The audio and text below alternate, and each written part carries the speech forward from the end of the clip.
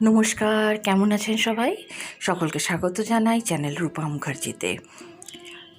কৃষ্ণকালী মা শত্রুর অভাব নেই, অথবা বলা ভালো, মঙ্গলা দেবীকে ঈর্ষার কারণে কৃষ্ণকালী মায়ের মন্দির বন্ধ করে দেওয়ার যে চক্রান্ত চলছে দীর্ঘদিন ধরে, সেখানে শত্রুর সংখ্যা দিনে দিনে বেড়েই চলেছে। সে কথা মঙ্গলা দেবী সম্প্রতি এক লাইভে এসে বলেছেন, আর সেই বক্তব্যই আজ আমি অডিওর মাধ্যমে আপনাদের সাথে তুলে ধরছি এই ভিডিওতে। তিনি এই কথাও বলেছেন যে তিনি চান কৃষ্ণকালী মায়ের শত্রুর সংখ্যা আরও বৃদ্ধি হোক, যাতে আরও বেশি উন্নতি তিনি জীবনে করতে পারেন। মায়ের মন্দির বড় থেকে বড় হবে, এবং তার সাথে তিনি হয়তো একদমই সূচনাতে এটাও বলে দিলেন যে এই 2 বিঘে জমিও হয়তো মায়ের জন্য যথেষ্ট নয়, মাকে হয়তো অন্য কোথাও আমরা ভবিষ্যতে দেখতে পারি। এর পিছনে কি কোনো ইঙ্গিত আছে? হয়তো আছে, হয়তো সেই কারণেই তিনি ভক্ত দেখা বন্ধ করলেন। তার সাথে তো তার শারীরিক অবস্থার কথা রয়েছে। আসুন মঙ্গলা দেবীর জবানিতেই শুনে নিই যে তিনি তার শত্রুদের উদ্দেশ্যে ঠিক কী বলেছেন, কেন তিনি তার শত্রুদের থেকে সম্পূর্ণ আলাদা ও স্বতন্ত্র। ভিডিওটি ভালো লাগলে লাইক, শেয়ার, কমেন্টস অবশ্যই করবেন, চ্যানেল সাবস্ক্রাইব করে পাশে থাকবেন। আসুন শুনে নিই মঙ্গলা দেবীর কথা। আমি জানি এখানে যত ভক্ত এসছেন উপকার পেয়ে এসছেন। যে আরে ভক্ত বাড়ছে, মায়ের 2 বিঘে জায়গায় কিচ্ছু হবে না, বুঝতে পেরেছি। যাই হোক, মা যেখানে বসার ইচ্ছা হবে সেখানেই বসবে, কি এটা মায়ের লীলা। কিন্তু একটা দিকে লক্ষ্য করে দেখছি, যত মাকে কাটার চেষ্টা করছে তত মা বড় হচ্ছে। আমি বলতে চাই, আমার মা কৃষ্ণকালী মায়ের শত্রু আরো হোক, তাহলে তোমার হিংসা আমার জয়, এটা আমি চাই, বিশ্বাস করো। আর শত্রু না থাকলে না, যুদ্ধ করে লড়াই করে মজা নেই, বিশ্বাস করো। এই যে এত ভক্ত আছেন না, এই যে এত যুদ্ধ, মানে যুদ্ধটা কার সঙ্গে করবো, কার সঙ্গে? যদি শত্রু না থাকে তাহলে কি বলতো, যখন তোমার উন্নতি হবে, যখন তোমার সফলতা হবে, সেই সফলতার কোনো দাম নেই। যখন তোমার সবকিছু ছেড়ে যখন সফলতা হবে না, তখন মনে আনন্দই একটা আলাদা রকম।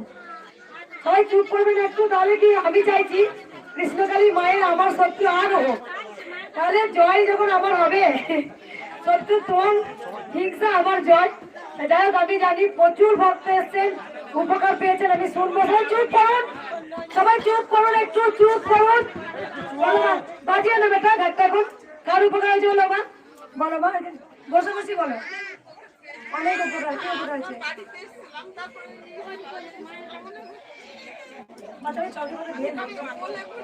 দেখো তুমি বলে রাখো, করে নেই। পাশ দিয়ে যাও, পাশ দিয়ে বেরিয়ে যাও, এখন পাশে বসো, বসো পাশে বসে বান্ধা ওকে। যাই না কেন, চলো কাছে কিনে যায়। কি উপকার হয়েছে বললে? কোথা থেকে আসছো মা? কাঁথি থেকে। কবার এলে? 3 বার এসছো। কজন এসছো আজকে? 8 জন। কিসে করে এসছো? ট্রেনে। মা তোমার কি উপকার হয়েছে বলো মা? আমার 1.5 বছরের নাতি, ওর মানে প্রত্যেক সিজনে ওকে নার্সিংহোমে ভর্তি করতে হয়, শ্বাসকষ্ট আর সর্দি কাশি জ্বর। আমি ইউটিউবে মাকে পেয়ে মার নাম জপ করে নাতি আমার 2 বছর ঠিক আছে। আর আমার এই ছেলে যে ক্যান্সার হয়েছে। ঠিক আছে মা, কোথা থেকে আসছো তুমি? আমি কেষ্টপুর, কলকাতা। নাতি এখন সুস্থ, 1.5 বছরের নাতি, শুধু নাম জপ করে, আর কোনো বক্তব্য বলো মা? গঙ্গা জল নিয়ে শুনে ঠিক আছে মা। এখন সমস্যা কথা কেউ কিছু বলবেন না, আগে শুনে নি। সমস্যা কখন বলবে? যখন আমি ত্রিশূল ছোঁয়াবো তখন। আমার এই ছেলের ক্যান্সার। বেশ, বলো মা তোমার কি উপকার হয়েছে? বসে বলো মা। আগে এসছিলে? মঙ্গলবারে এসছিলে? কিছু পরিবর্তন? গলা ফুলেছিল? কে কথা বলতে পারে না? ও, আগের সপ্তাহে এসছিলে? কোথা থেকে? বাংলাদেশ থেকে। মানে 1 সপ্তাহের মধ্যে অনেক চেঞ্জ, অনেক। আমি জানি মা, এই দিকে তাকাও না। আমি জানি ত্রিশূল ছোঁয়ালে পরে বা মায়ের কাছে যে আসেন, খালি হাতে এলে ভরা হাতে যায় প্রত্যেকটা ভক্ত, আপনারা সবাই জানেন। মা কিছু না কিছু দেয়। মায়ের জন্য ফুলের মালা, গঙ্গা জল, মায়ের জন্য গোলাপ জল নিয়ে এসো, কানাই নিয়ে নাও এটা। আর কোনো ভক্ত? হয়েছে মা, আমি জানি এখানে 1 লাখ ভক্ত বা 1.5 লাখ ভক্ত এলে তার মধ্যে 1,50,000 ভক্ত, হয়তো 5,000 ভক্ত নতুন আসেন, 1 লাখ ভক্তের মধ্যে হয়তো 90,000 95,000 ভক্ত উপকার পেয়ে আসেন। 1 সপ্তাহ আবার 3 বার 4 বার করে আসেন তারা। সে কেউ কৃষ্ণকালী মাকে ভুলতে পারে না। ভক্তদের বুকে বাঁধা হয়ে গেছে কৃষ্ণকালী মা। বলো মা, তোমার কি বলো? শ্বাসকষ্ট ছিল, কবে এসেছিলে? চুপ করবে সবাই, চুপ করবে দয়া করে। 15 দিন আগে। কোথা থেকে আসছো মা? মেদিনীপুর থেকে। আজকে কজন এসছো? 8 জন।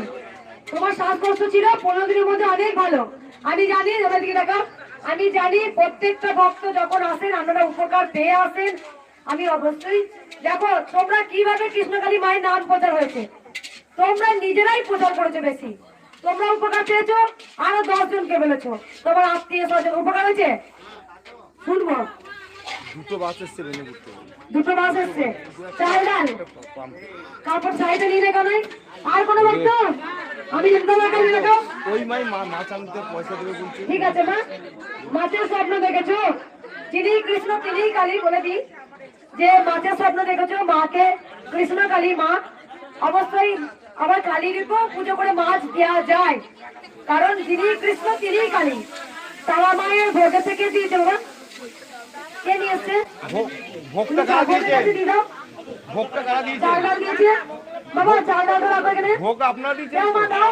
এটা মা জিজ্ঞাসা করছে। মায়ের বাবারা আগেও এসেছিল। শুনবো, সমস্যা কথা এখন নয়, সমস্যা কথা পুজো করার সময়। এখন কেউ সমস্যা কথা রাখো মা, সমস্যা কথা এখন কেউ কিছু বলবেন না। যখন পুজো করবো মাকে, পুজো করার পর সমস্যা কথা মুখে প্রকাশ করবেন না, মনে মনে মাকে বলবেন। আমি আর কিচ্ছু বলছি না, ঠিক আছে ভক্তগণ? দেরি হয়ে যাবে।